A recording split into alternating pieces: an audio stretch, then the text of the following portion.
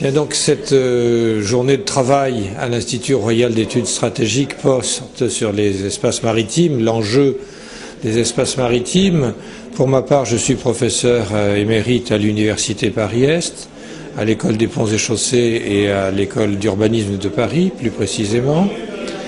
Et par rapport à d'autres intervenants, j'ai regardé le transport maritime de façon intégrée à une chaîne plus longue dont il est un élément indispensable, mais dont il ne représente parfois qu'une part minoritaire du coût total. Je veux dire la chaîne de transport, non pas de port à port, mais de porte à porte, elle-même étant de plus en plus intégrée dans une organisation logistique. Alors tout ça s'inscrit dans une vision plus large, celle de la mondialisation de l'économie, celle de l'évolution du commerce international, qui ne se fait plus entre des pays, mais entre des firmes dont les frontières dépassent largement les États, qui ne portent plus seulement sur des produits de base ou des produits finis, mais aussi sur des composantes qui vont se rassembler et s'ajuster dans un autre endroit, et qui imposent à chaque établissement, à chaque pays, une spécialisation plus fine dans l'ensemble de ces secteurs. Alors la Banque mondiale a en effet insisté sur l'importance de la logistique, de l'efficacité de la logistique dans le développement économique des pays. Et donc pour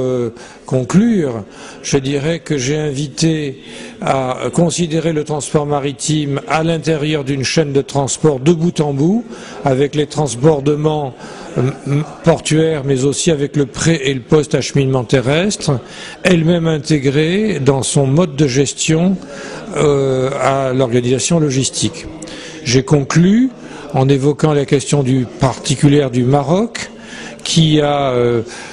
considérablement progressé dans les classements internationaux que la Banque mondiale établit régulièrement quant à son efficacité logistique, qui a investi dans des infrastructures portuaires et terrestres,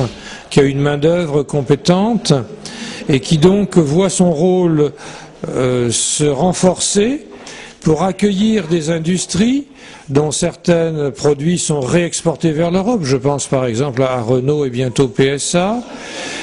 qui aussi est en train de s'établir comme un pôle de rayonnement régional, et régional au sens de l'économie mondiale, c'est-à-dire vers le Maghreb, vers aussi les pays d'Afrique de l'Ouest. Les grands distributeurs marocains, les grands opérateurs logistiques marocains sont en train de se porter vers l'ouest de l'Afrique, et le port de Tanger, par exemple, qui est à la croisée d'un flux est-ouest et d'un flux nord-sud massif, peut légitimement